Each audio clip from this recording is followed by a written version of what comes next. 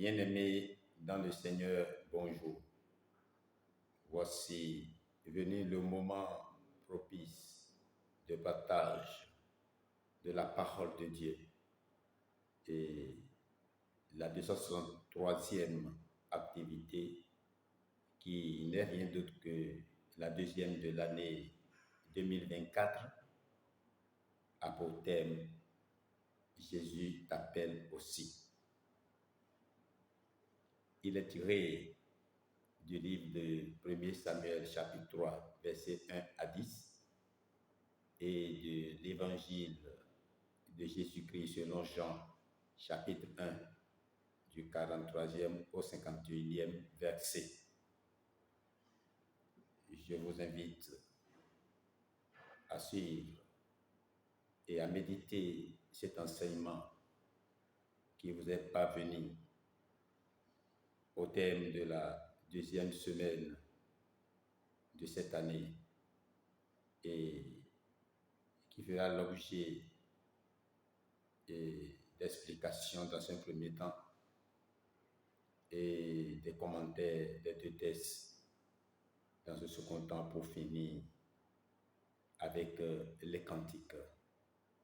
Puisse l'Esprit Saint, l'Esprit de Dieu, nous accompagner et nous diriger pour une parfaite compréhension, afin que les cœurs soient touchés et répondent à l'appel de Jésus. Amen.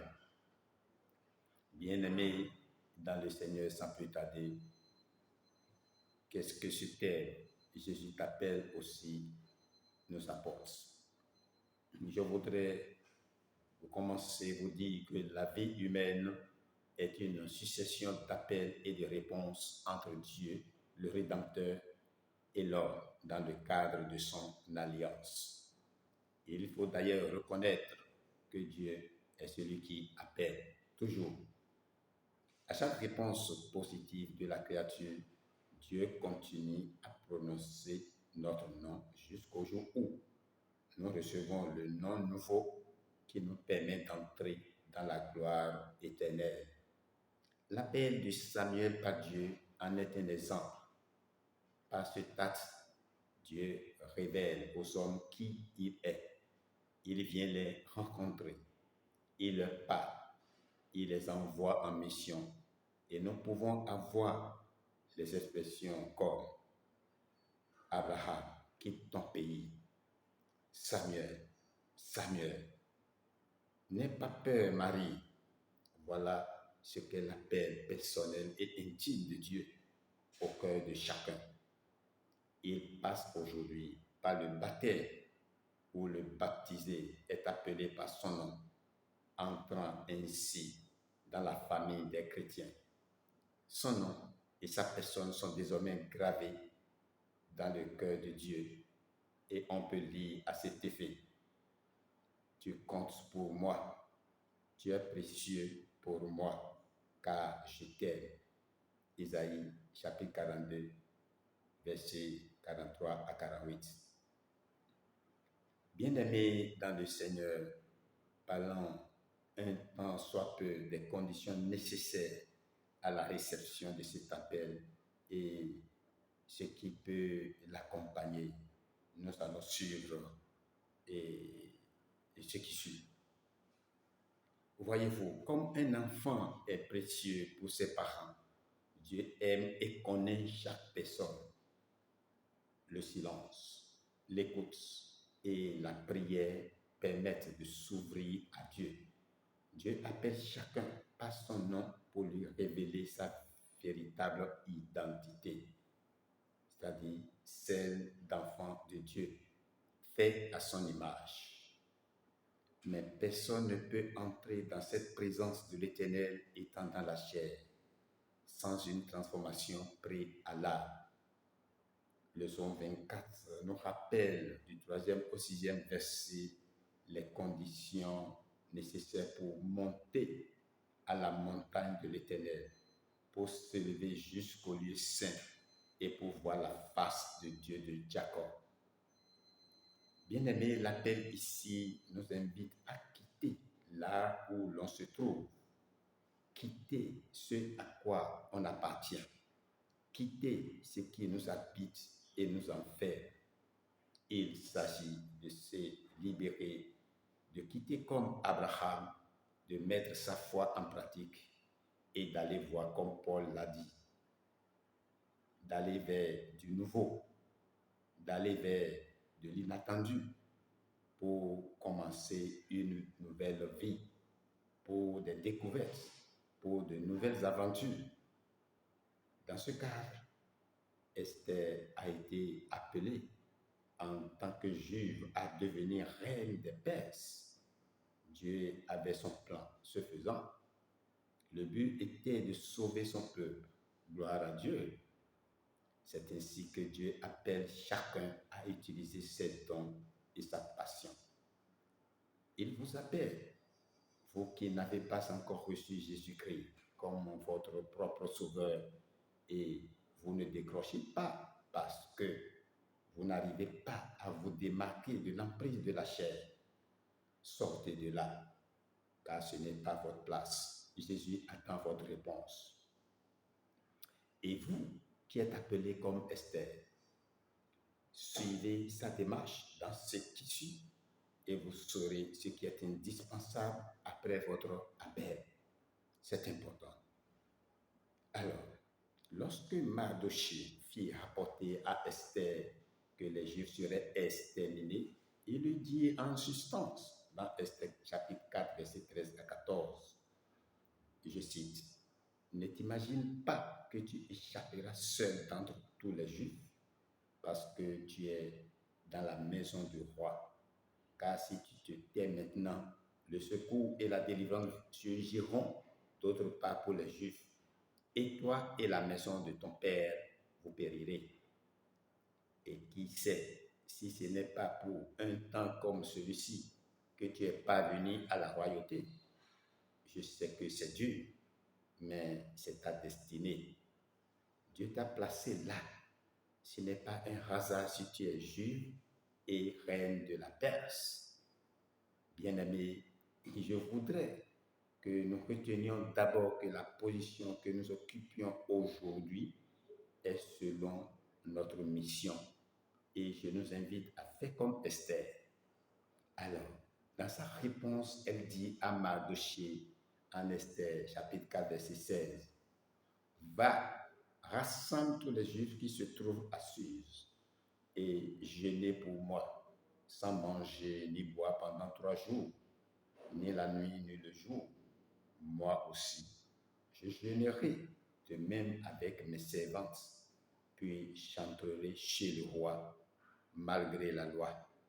Et si je dois périr, je périrai. » Voilà les propos d'une missionnaire qui savait qu'elle risquait la mort.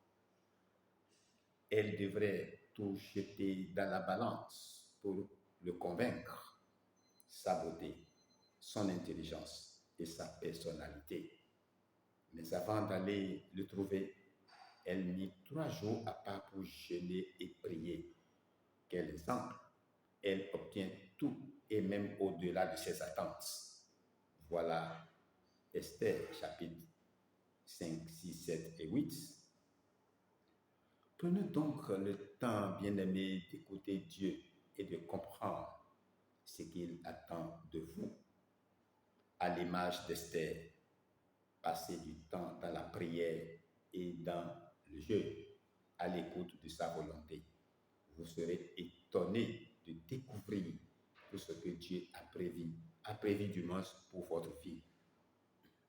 Jésus, en qui Dieu s'est fait homme et qui, durant sa vie, a montré son intimité avec le Père, invite tous les appelés à prier avec simplicité, c'est-à-dire avec jeûne, Abba, c'est-à-dire le Père.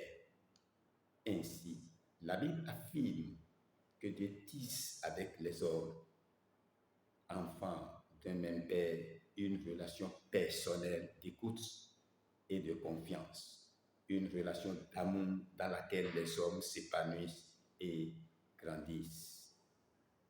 Bien-aimés, voilà Et qu'est-ce que Samuel nous donne comme exemple? Allons-y découvrir dans les commentaires. Et le livre du 1er Samuel 3, 1 à 10 nous permet de savoir que depuis sa petite enfance, Samuel appartenait à l'Éternel et le servait. Mais il lui manquait la connaissance personnelle du Seigneur et la communication de sa parole. Verset 7. On peut posséder le salut, en jouir et pourtant mal connaître pour soi-même la personne du Sauveur. C'était le cas de Job quand il écrit: Mon oreille avait entendu parler de toi, mais maintenant mon œil t'a vu. Job chapitre 42, verset 5. C'est probablement le cas de beaucoup de jeunes chrétiens qui demandent au Seigneur Jésus de se faire connaître à eux toujours mieux. Dieu parle, non plus en vision, mais dans son saint livre qui s'adresse à chacun. Lisons-le comme s'il n'avait été écrit. Lisons-le comme s'il n'avait jamais été écrit pour nous. L'attitude de Samuel est celle que nous avons à prendre chaque fois que nous ouvrons notre Bible. Parle, car ton serviteur écoute. Encore faut-il être prêt à faire ensuite ce que le Seigneur nous aura dit. Oui, cette belle réponse nous invite à nous mettre comme lui à l'entière disposition du Seigneur en lui demandant, comme Saul, aussitôt qu'il a été converti: que dois-je faire, Seigneur? Acte chapitre 22, verset 10. Ce sont ces démarches qui nous permettront de rester fidèles à la parole de Dieu, comme Samuel, verset 19. Dans Jean chapitre 1, verset 43 à 51, la marche de Jésus remplit le cœur de Jean de conviction et de joie, verset 36. Chose qui parle toujours aux autres. Ces deux disciples l'entendent et s'attachent à Jésus. Ils le suivent et restent dans sa compagnie. Privilège que nous aussi, nous pouvons connaître maintenant selon sa promesse. Matthieu chapitre 28, verset 20. André nous donne encore un autre exemple. Il mène à Jésus son propre frère Simon. Avant de songer à quelque activité que ce soit, pensons à ceux de nos proches qui ne connaissent pas encore le Seigneur. André est un disciple effacé, mais son service ce jour-là va avoir de grandes conséquences puisque son frère Simon deviendra l'apôtre Pierre. Philippe entend l'appel du Seigneur et à son tour parle à Nathanaël de ce Nazaréen qui n'est autre que le Messie promis. Mais aucun argument n'a le poids de cette simple invitation. Viens et vois. Voilà, c'est avec cette phrase que je vous invite à venir voir vous-même, vous qui n'avez pas encore Christ. Venez et vous allez voir ce que nous vivons. Ce que chaque jour nous présente, ce que nous sommes en Dieu, vous le saurez vous-même, tant que vous n'avez pas encore l'espérance. Vous ne pouvez pas vivre cette expérience avec nous. Venez, si vous venez, vous verrez qu'il y a de l'espérance. C'est très important. Et c'est pourquoi ce cantique 579 du livre Yoruba qui nous dit: chers frères et sœurs et tous mes proches, venez, la porte est encore grandement ouverte. Tout le monde, vous êtes invités à venir avec nous dans cette Pâque du salut, car on vous attend encore avant qu'il ne soit trop tard. Cet enseignement t'appelle aujourd'hui, toi qui n'as pas encore reçu l'appel, toi qui n'as pas encore répondu à l'appel, toi qui as répondu et ne sais pas comment te comporter, suis la démarche d'Esther et sache dès maintenant que tu es placé où tu es pour une mission à accomplir. Je ne le dirai jamais assez. C'est très important. Cette mission doit aller dans le même sens pour sauver des âmes qui sont encore en perdition. Tu dois leur montrer du bel exemple à suivre. Voilà tout pour cette deuxième publication de l'année 2024. Et je vous remercie beaucoup pour votre attention et vous demande de vous abonner à cette chaîne pour toujours recevoir ces enseignements qui vous permettront de mieux connaître le Seigneur, de mieux affermir votre foi et de rester fidèle jusqu'à la fin. C'est très important. Le Seigneur est avec vous. Vous êtes bénis et je vous souhaite d'agréables moments en présence du Seigneur. Votre bien-aimé, le spécial apôtre Mbo Denapo Ignace. Je vous aime tous et à bientôt.